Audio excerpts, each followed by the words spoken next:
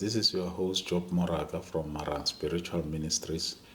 Brothers and sisters, today I have an announcement to make before I can store my recording equipment somewhere safely. I should do a quick video about what transpired in the last few days since I spoke to you. So, brothers and sisters, I am recording this video and I'm elated in the sense that I was spot on when I said it does look like a season has come to an end and a new season has begun. So yesterday that confirmation came through, or that assertion came through. Yesterday I was visited by an angel, but this was a different kind of an angel. You know, brothers and sisters, I now believe that in heaven there are different kinds of departments. In the last 5 years, I think I fell under the department of Michael. We were warring, we were fighting, I was seeing visions, I was being warned, I was being advised, I was being blessed, and all of that. While you do not lose the gift of seeing, I still see, but the visions that I'm seeing now are more geared towards the new calling or the new season, if I may put it like that. So the reason why I have recorded this video, brothers and sisters, is that yesterday I was visited by this angelic being.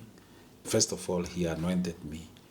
I could see myself being anointed by this angelic being, and after the anointing, he said I must go and pray for the cancer patients. And he showed me this facility. It was quite a huge facility, and he said that is the capacity that you would require. There will be many people who would come for that particular prayer meeting. And that prayer meeting, brothers and sisters, it will be somewhere in South Africa.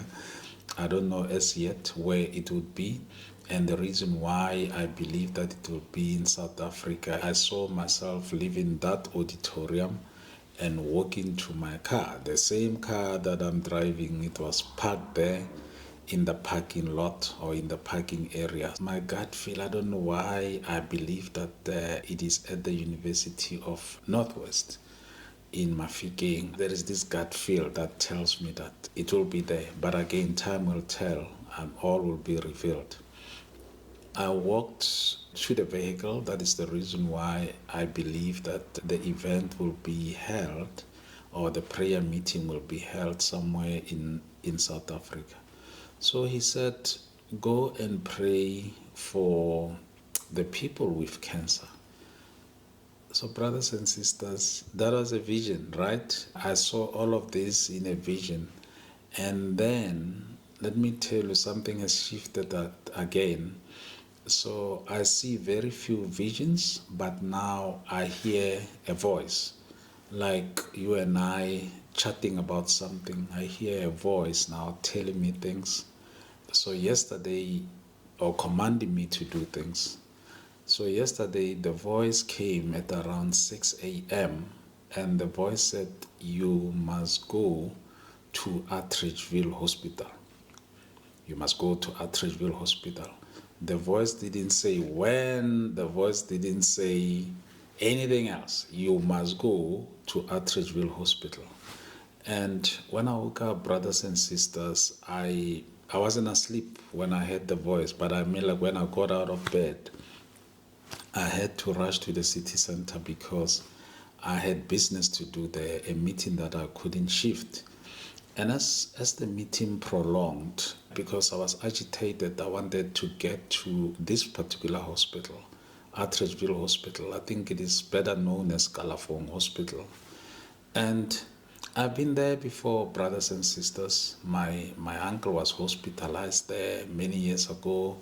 I've been there to pray for the people. Just at random, I would move from one ward to the other, praying for the people. But this time, I started questioning the voice The reason why I was questioning the voice was that there is another hospital just a few kilometers down the road called, I think it is called Folateng. And I've been thinking of going there as well to go and pray there. So for me, it was like, why do I have to go back to Kalafong Hospital again? Be that as it may, brothers and sisters, I decided to be obedient. So my meeting ended just after 12:30. And then from the city center, I drove towards the hospital because I wanted to be there for, I think it's the 3 p.m. visiting hours, and the traffic is bad because there is this G20 meeting that is happening in South Africa. So South Africa is a bus. Everybody's doing something, changing globes, painting the road, just crazy.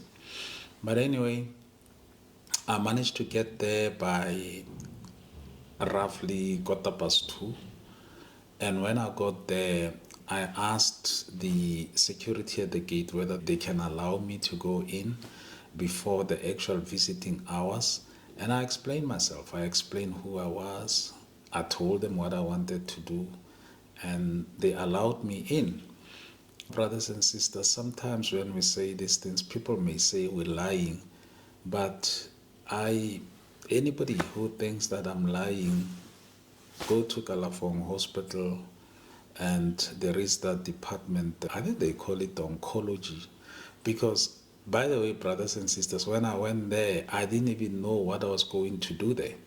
The meeting in the auditorium, that vision I saw clearly that it must take place at some time in the future. And I will talk about it now, how we're going to do it. But the meeting at Kalafong, honestly, I didn't know what is it that I'm supposed to do when I get there, because for me, it wasn't clear. So I went there, brothers, and this is the true story. This is what happened. You can ask the sisters there. As I entered the buildings, the hospital buildings, I started praying for everybody, like in silence, prayed for everybody, that passage, because it's quite a big hospital with many passages. It's an old hospital. So I prayed that passage, that way. And then I heard a voice say, go to the cancer section. I think they call it the oncology, something like that. Please forgive me if I'm not saying it the correct way. But anyway, I thought, yeah, but there's still a reason why I'm here. Why am I here? So I went to the men's section, and of course, there will be people who will say, pray for me, and there will be people who are not interested. Nonetheless, I prayed for the whole ward. There was this particular gentleman who said, pray for me. I prayed for him. And then there was another one at the corner there. So I prayed for him. And then I went to the next level, prayed for everybody. And then the sisters were very nice. They just said, ask them, whoever says yes, pray for him. And then I went to the women's section, Ward 14. I went there. I was surprised, brothers and sisters, to see that there were more women who had cancer than men, or at least more women were in that section. I'm not sure whether they all had cancer, but I'm just saying, for me, I wanted to pray for the people who had cancer, and there was no reason for me to do that other than to say that there was a vision. As I said, in that vision I was told, go and pray for the people with cancer. But these were the people, as I said, who were in an auditorium. There were many people who came for that prayer meeting. So I went in, brothers and sisters. Again, there were those who said yes, and there were those who said no. But I prayed for everybody. I said, Lord, you heal everybody. And then I went on, I prayed, I went to the next section, the next section, the next section. And finally, I understood why the Lord had said I must go to Kalafong Hospital. Finally, almost as I was about to walk away, there she was, my aunt, in that section. I'm telling you, brothers and sisters, nobody told me. Nobody told me that she is in hospital. I didn't know. I was just told to go there to the hospital. To go to the hospital. I didn't even know the reason why I went there, as I said. And then there she was. And then she recognized me right away. That I think when you walked in, I could see that it's you. So we prayed. I prayed for her. I prayed for all the other ladies or women who were there. And I knew that the Lord wanted to have a witness, because all the people who were there, number one, to have a witness, but number two, to motivate me that I'm with you. You don't heal anybody. I heal them. Go and do it. Because I would have doubted, brothers and sisters, cancer, praying for people with cancer. How do I do this? Because it's a new season for me now. It's a new ministry. I've got these powers that He has given me, but I still don't know how to use them as yet. I still don't know. I saw the anointing and I've seen the manifestation of it for the first time, same day, at Galafong Hospital. And I believe in my heart that everybody who had cancer in that ward is been healed, or in both wards has been healed. So, brothers and sisters, my announcement now, because I don't want this to be chaotic, I'm asking you, if you know anybody who has cancer, we will make an announcement at the right time, because I believe, as I was shown, there will be many people who are affected. Brothers and sisters, I heal nobody. I was told to set up a meeting whereby I have to pray for people with cancer. I was not told to do one-on-one, so please don't call me and say, let's do one-on-one. I can't do that. I was shown that it has to be in a control setup. I was shown that it has to be in a building or whatever the case is. So please don't ask me. I know that there are people who may be under pressure now and all of that, but I was not commanded to do that. I was commanded to set up a prayer meeting, and in this prayer meeting I must pray for people who has cancer or who have cancer. So, brothers and sisters, I'm asking you, you can send, if you know somebody, please send an email to Lucy so that we can determine the size of the venue that we're looking at, because what I saw in the vision was quite a sizable venue.